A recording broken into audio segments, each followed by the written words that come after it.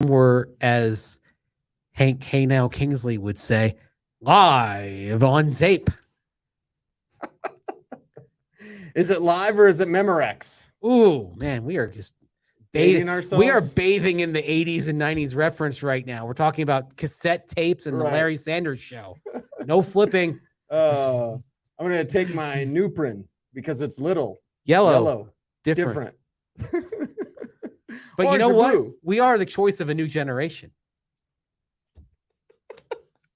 Maybe an older generation. Welcome in. It is Orange and Blue today. We're presented by Sean Ponda, Cecil, Lammey, Andrew Mason on a Mess Around Friday. We're already messing around a lot. You had to remind me it was Friday. I totally forgot it was Friday. Yeah. You know, the only reason why it made sense that it was Friday, well, two things. Number one, usually I go on coffee break on Friday mornings. And of course, our terrific host, Rachel V. Hill, texted me this morning saying, hey, you want to come on talk Broncos minicamp? It seems like we're in a rhythm of me being on coffee break on Friday morning. So that told me Friday. Also, if you are a baseball fan, the College World Series always starts on a Friday. The College World Series getting away in Omaha. I will actually be going to one of the games next week as I take a U-Haul full of stuff back to Wisconsin, stop in Omaha, go to a game. And I'm personally excited. The College World Series, it's been on my bucket list and I've never gotten there. So I'm pumped to be going to a game there on Tuesday night. Okay. But so it is those things that tell me today is Friday. There are a couple of mileposts, but maybe you didn't have those mileposts today. No, I've been in meetings all day. My cowboy hats over there. Shine Frontier Days, everybody. CFDrodeo.com. Orange and Blue today, presented by Sean Ponda. Minicamp final thoughts. Yeah. All of our minicamp reports are out at denversports.com. We got quite a bit out there in reading both of our stuff, Mace, because coach said a lot. And then we talked to players who said a lot. So I'm glad that players and coordinators were talking because it allowed us then to write about what we saw. It did. And so, like, for example, when Sean Payton talks about Jerry Jeudy or Alberto Guebanam, and Alberto had a big day to start minicamp, with some receptions there downfield. We can get into that. And when players talk, we get a little bit as well. Like, for example, you were in a gaggle with Greg Dulcich yesterday. Right. And it's interesting that I mentioned Albert Okwuegbunam because Dulcich, advertised by Sean Payton as potentially being that joker type of presence in the offense. Mm-hmm. Well, what did Greg Dulcich tell you and a few other fine reporters yesterday? Yeah, there's more than one joker. In the tight end room, they got a lot of options there. I mean, when you all get to training camp, I think you should watch for Adam Troutman. Yeah. And one of those things, Mace, tight end, for whatever reason, maybe it's because you're learning two different positions, blocking and receiving. Tight ends sometimes take time. They're not always Kyle Pitts, right? Come into the league and just be a star. And remember, Troutman was a demon at Dayton. Like, he was, did he have 14 touchdowns that last year? I believe so. I mean, the dude was just a red zone threat. He was receiver. And I don't know if he got Mercedes Lewis or Daniel Grammed, where you come into the league as a great receiver and then like, hey, you can block too? Well, now you're a blocker. I don't know if that's what happened to Troutman, but they got a lot of fine talent at tight end. Mm-hmm. Yeah, I mean, the interesting thing, of course, they trade for Troutman before they get a view of Albert O and Greg Dulcich on the field. Mm-hmm. So now you're covered pretty well, but at the same time, you've created this really dynamic situation here. You've got Greg Dulcich in the second year of his career. You have Troutman and Albert O, who are both 2020 draft picks. They're in contract years. Chris Manhertz is kind of on an island onto himself because he's a blocking tight end. Yeah, and he's big. But Dulcich, second-year guy looking to make the leap. 2 fourth-year tight ends who are basically at poop or get off the pot moments in their career, right? Going into the contract year. This is it. So this is going to be one of the best competitions to watch in training camp, I think, because of the urgency that you're seeing from these players. And also tight end being a position that for some guys, it just takes a while, especially if you're Albert O, basically learning how to block.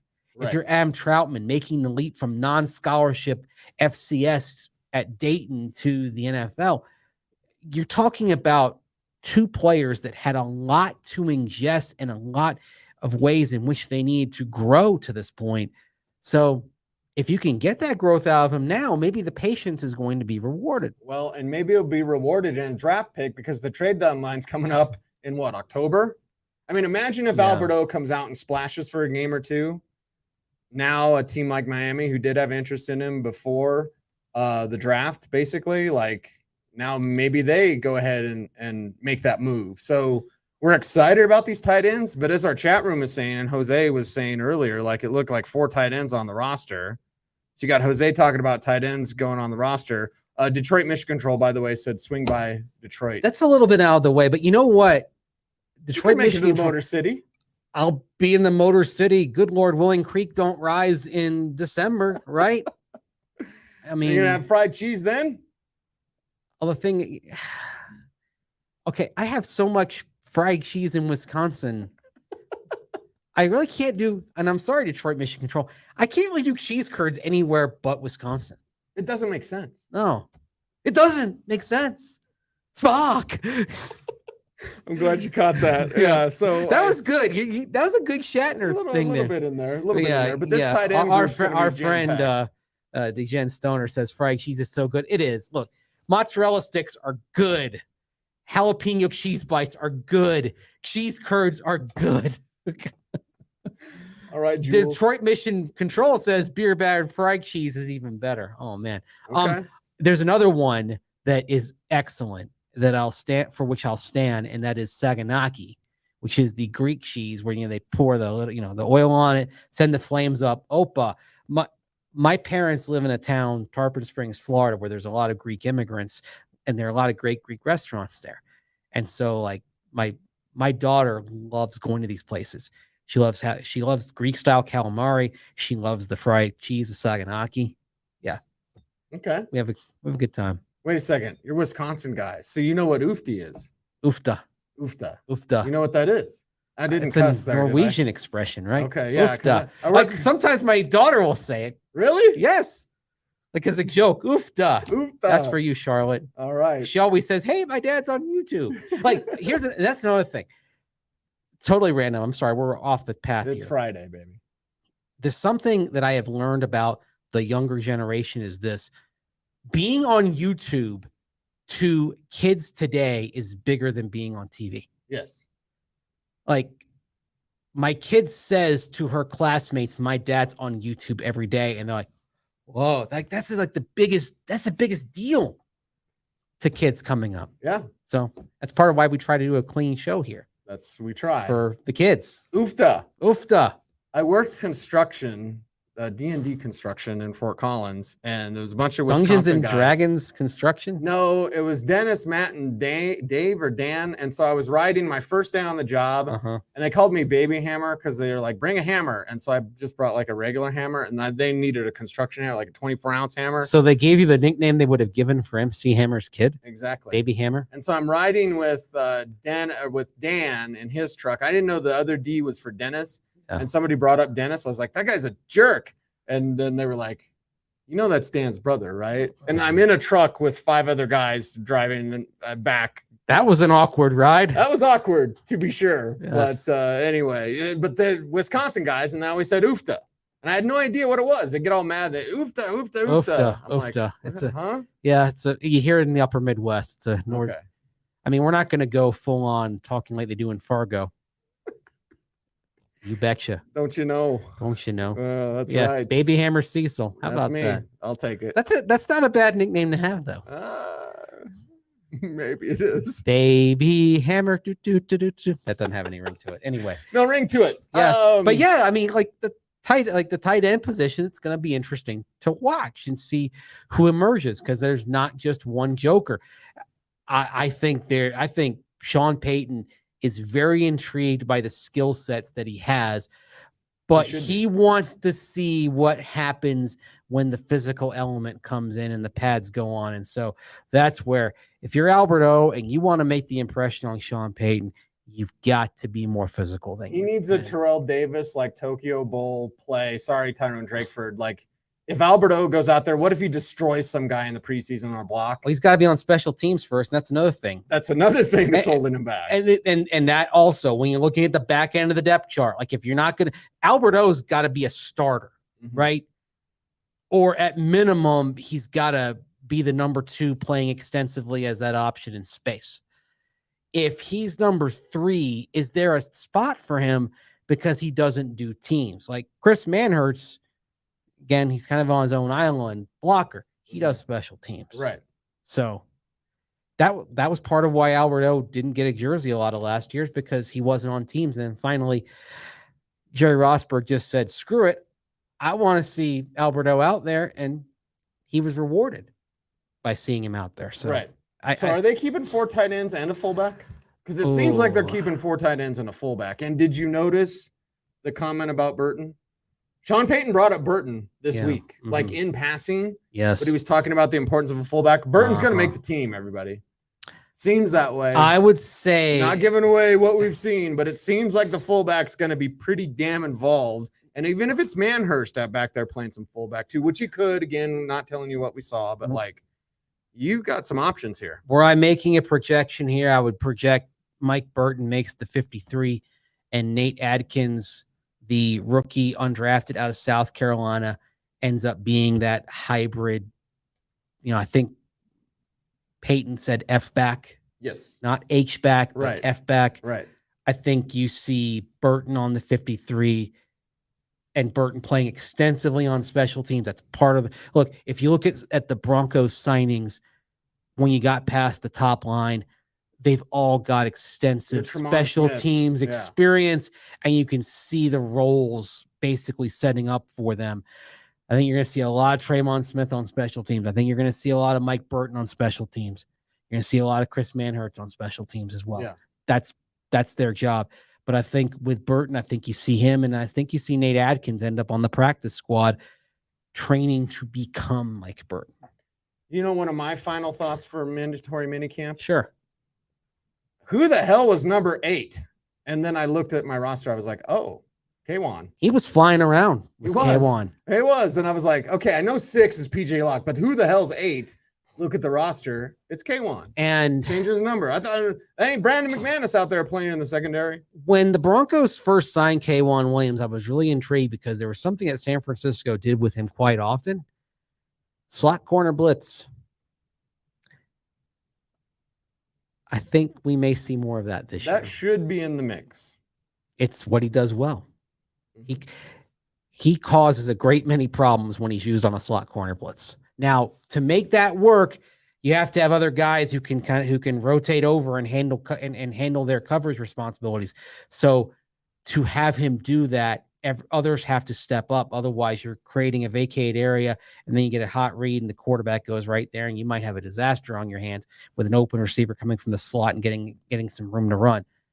So it takes good team defense to make that work, but it's something that K1 Williams has historically done very well, and I expect that on a team where they're going to play to the strengths of their players, playing to the strength of K1 Williams means you see him on the attack. I love this secondary. A lot of talent, a lot of depth. You can't say that about every position, but it's clear and obvious. Like secondary, corner, and safety, check and double check. Yes. Okay. Any final mini camp thoughts for you? I'm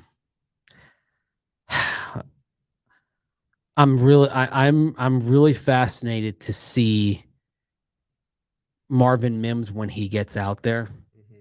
That's sort of Mims and Drew Sanders are the 2 chapters that we haven't been able to start yet because they've been on the side field and they've been injured. Jose asks, who is CB2? I expect it's going to be Damari Mathis. I don't see a reason why it won't. Mathis has to be healthy. Yes, he's got to be healthy. A guy that you saw in week 18 is someone whose name and a guy that I learned how to pronounce his name. We can say it. We can say who it is. And when you get to camp, we want to tell you like who to watch for. We'll give you camp previews coming up. Yeah, too. We're gonna in the downtime. We're gonna tell you position by position the guys that you should keep your eye on. Keep your eye on Jaquan McMillan, number 35. That dude, number 1 in your hearts. You know who he reminds me of a little bit? Chris Harris. A little bit, but another cornerback who was shorter but had the same kind of tenacity back in the 90s. Remember Mark McMillan? Of course, yeah. Mighty Mouse. Nice. Same last name, same dog in him that Mark McMillan had. So maybe it's just the name and I kind of get it in my head, but I loved watching Mark McMillan back in the day, and I love watching Jaquan McMillan out there now. So just Jaquan. Yeah, is smaller, that's but a he's sleep. got plenty of fight in him. Oh yeah. You know what? It's like I think it was John Fox used to always tell his guys, it's not the size of the dog in the fight, it's the size of the fight in the dog. And Jaquan McMillan fits that bill. Jaquan has a ton of that fight. Orange and Blue today, presented by Champ Honda. Are there any more surprise moves coming? Ooh, I don't think imminently as far as between now and training camp. Okay. It's when you get into the camp and the preseason that I think you start looking at where could you have crunches. If Brandon Johnson keeps catching everything and basically saying, I dare you to cut me, then he's going to take somebody's spot. At receiver, like a receiver, for example, I feel pretty good in saying Jerry Jeudy, 5th-year option, he's on the team. Yes. Marvin Mims, 2nd-round pick, he's on the team. Yes. I think Tim Patrick, he's on the team. Yes. But if you have Brandon Johnson emerge, if you're going to use a couple of those back of the depth chart spots for guys on special teams, so that's where you're talking about, like a Marquez Callaway or little Jordan Humphrey. Guys, he's not little, by the way. Yeah. I was like 17. Like, that dude's tall. Oh, it's little Jordan. Little Jordan. I mean, little. Well, I mean, he's not as tall as Michael Jordan. He's not 6'6". So I guess if we're comparing by that standard, he is little Jordan. But anyway. Either way. But wide receiver, we talked about 4 tight ends and a fullback. That means they're keeping 5 wide receivers. Max, I don't even feel bad saying 5. Like, it will be 5. But okay, Brandon Johnson needs to be on that 53. He's going to do stuff in the preseason. You're not going to sneak him through everybody. By the way, it's not going to happen. And another guy to keep your eye on as you get to training camp is undrafted rookie Taylor Grimes. Out of Incarnate 13. Word. 13. And I believe him and Mims played against each other in high school because they're both Texas guys. He hasn't dropped a pass. Yeah. I don't know if I could say that, but Taylor Grimes, everybody. He had a spark out there. Yes. And Brandon Johnson has a spark out there. We can't say exactly, but we can tell you who to watch. We can't watch for Taylor Grimes. We can tell you this. We can tell you not the details. We can tell you the guys that you should keep your eye on. Yes. I don't want to pat ourselves on the back too much here, but I think we have to speak in code. We have to speak in code, but we want you, when you're going out to training camp, to know who, when you're sitting up on that hillside, who to keep your eyes on. I wouldn't be surprised to see Taylor Grimes get some first team reps. Didn't think we'd say that today, did you? Wowza. But again, if this sort of thing happens and, we know that they fielded calls on Courtland Sutton. And Court looks great. He does. He looks fine. He looks good. He looks great. But I'll tell you what, who really was looking better as we got through and he was feeling comfortable on that knee was Tim Patrick. Tim Patrick's back, baby. Who knows what happens with KJ Hamler? We all love KJ, but you've got this crunch because you're going to keep tight ends, you're going to keep a fullback, and then your wide receiver room is like, hey, surprise moves. Who starts camp early? Like the Jets, something like that? Who are the Jets playing in the Hall of Fame game? So let's say those teams that start camp early, we want everyone to stay healthy forever and ever and ever. But one of those teams, like the Jets, somebody gets hurt. Right? Browns, Jets in the Hall of Fame. Jets.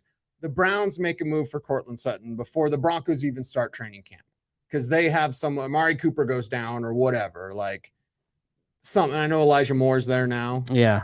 Speaking of Browns and Jets, because he came from the Jets, but something like that would have to happen for any more surprise moves. At least to happen now. Yes. But that being said, just keep your ears peeled. I mean, look, the Brand McManus move shocked everybody, right? Everybody, including Brandon. Yeah.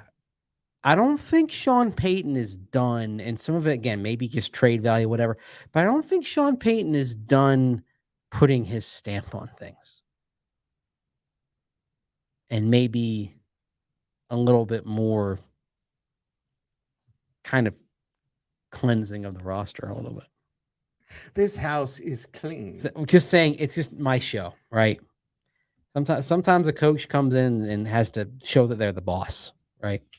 It's a new day, it's a new regime. I mean, so anyway, You might be talking about someone specific. Keep your eyes and ears peeled here.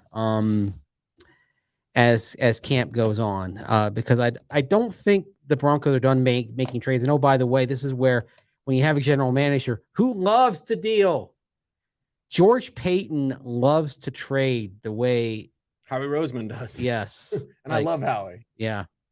He loves that. Like there's a thrill for it. Like with Payton, even though he's really cool, I'll bet you why do I think that sometimes in the quiet of his office and he's making a deal, it looks like Billy Bean played by Brad Pitt in Moneyball. Like, you know, like they he puts the phone down when they made a deal, like, yes, like that, like the two of them and they're reacting in the office. I could see George Payton doing that after he's made a deal. I just wish George Payton was a little bit more of a partier because like Howie and John were buddies, right? And you can get a lot of information by that. Oh, there was a Prime 45. What is it? 45? Prime 47. Prime 47. Or at the media NFL team staff mixer at the league meetings. Yes. Yeah, a lot of stuff you can learn some stuff. A lot of stuff goes down there. George Payton's drinking water. Come on, George. Yeah. Anyway. Oh, but I'm not going to begrudge him that. I kid. You kid because you love. I do. Yeah. No tryout players were signed for now. Now it was cool to see Ryan Nall, the Wrecking Nall. I feel like you, me, and Leggy are the only ones that get that kind of stuff. Because I was like, Ryan Nall's here. And everyone's like, who?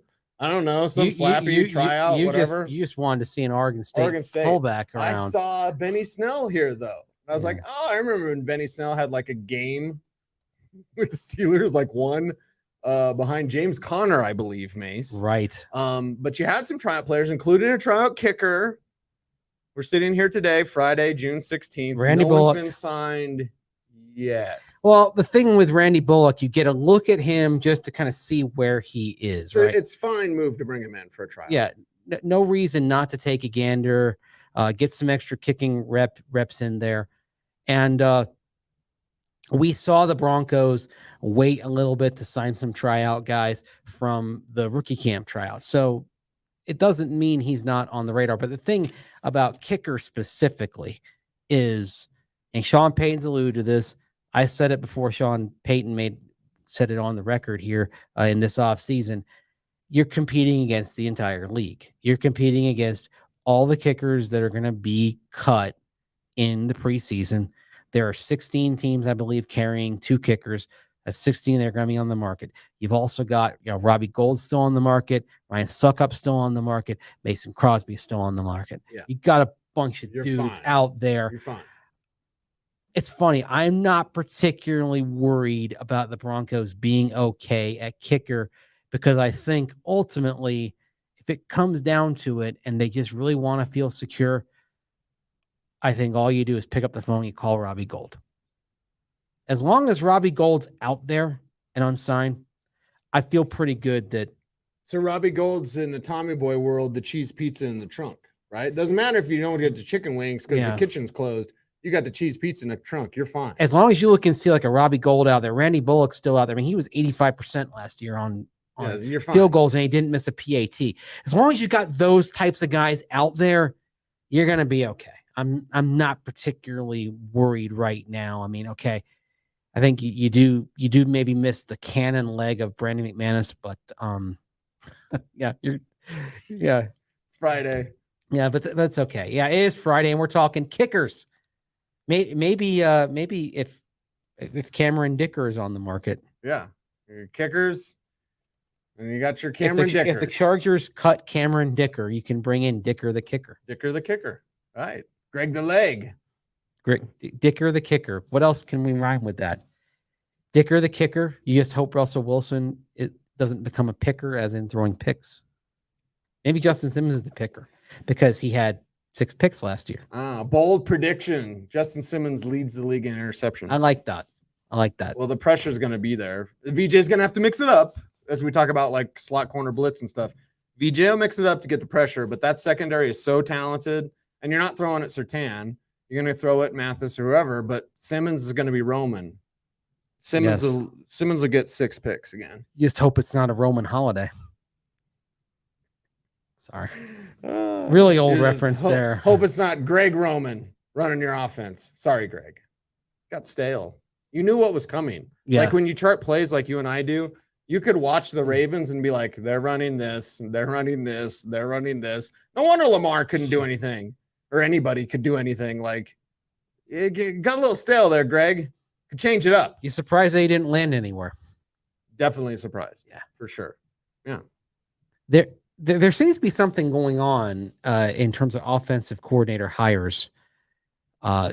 When you see Greg Roman not out there, and you see Pat Shurmur is now going into his second year out of a job, and I'd say probably it's a little bit of good riddance there on Pat Shurmur.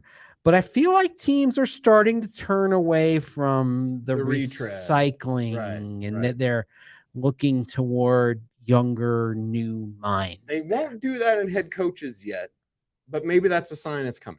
Yeah. I feel like we're starting to give more a shot. What I would like to see is more minority offensive play callers giving shots. But I think we're starting to get somewhere here. Yeah. Progress. Yes. We'll take it. Incremental. Orange and blue today. We need some leaps rather than just steps, but I guess we take what we can get, I suppose. So can we do the big reveal? Y'all stayed on with us this long. Wait till you hear this. So it's no more mandatory minicamp. We are about ready to unleash hell. We've got some great Larry shows. Coyer used to say he wanted his defense to unleash mortal hell, the late Larry Coyer. Okay. We're going to unleash some mortal hell on y'all. Yes. And we next few need weeks. your help in terms of helping to promote the show and telling a friend and like, comment, share, subscribe, all that. But it's our What If series. We'll have position previews as well. That'll be interspersed during this slow time in the NFL. So we're going to preview each position. We'll do that. This show will be there for you 3:30 Monday through Fridays. Tune in, tell a friend. Except July 4th weekend, we're going to take a couple of days off. But man alive, the What If series that we're doing, Mace, just hit them with an example of one of our show topics. Okay. Because you all know the multiverse, right? You saw Doctor Strange 2. You saw Across the Spider-Verse.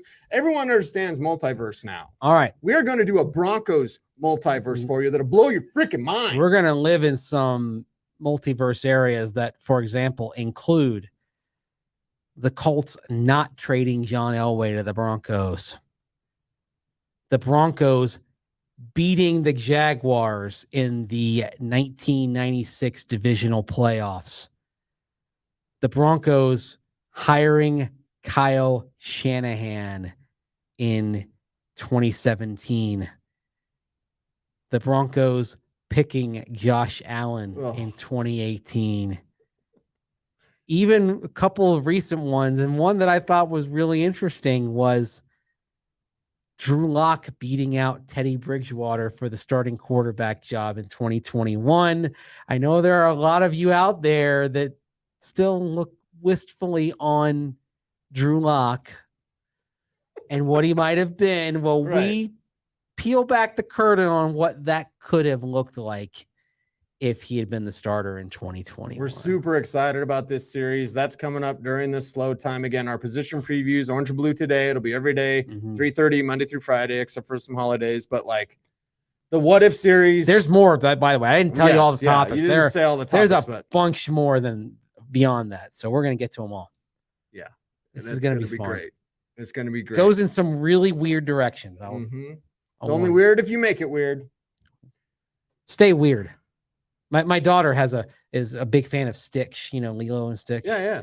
And she's got a thing of Stitch, like just basically says "Stay weird." Stay weird. Yeah. Wasn't that Austin's slogan? Like "Stay weird, Austin." Like Austin Powers. Austin, Texas. Keep Austin weird. Keep Austin weird. That's what that is. That's what that is. But that you see that used in a bunch of places like that. They say that in Madison, Wisconsin as well, because Madison's basically Boulder with lakes instead of Flatirons. Okay. You know, I mean, it's something that's part and parcel to those, you know, those types College of towns. towns, yeah. Oh, Okay. they're bigger college towns, like, but yeah, stuff where you're kind of free to be yourself. You know, sometimes they'll call you the People's Republic, and that's okay. Let your freak flag fly. It's orange and blue today. We are presented by Champ Honda. He is Andrew Mason. You follow him on Twitter at Mace Denver. I'm at Cecil Lammey, saying we love you guys. Appreciate you all for helping to grow this show. Keep it up. We need you. So like, comment, share, subscribe, hit the notification bell so that you smash the freaking like button and never miss a vid. He's Mace. I'm Cease. OBT is the BFD. Until next time, be safe, be kind, know that you are appreciated. Stay tuned, and would you please always stay frosty,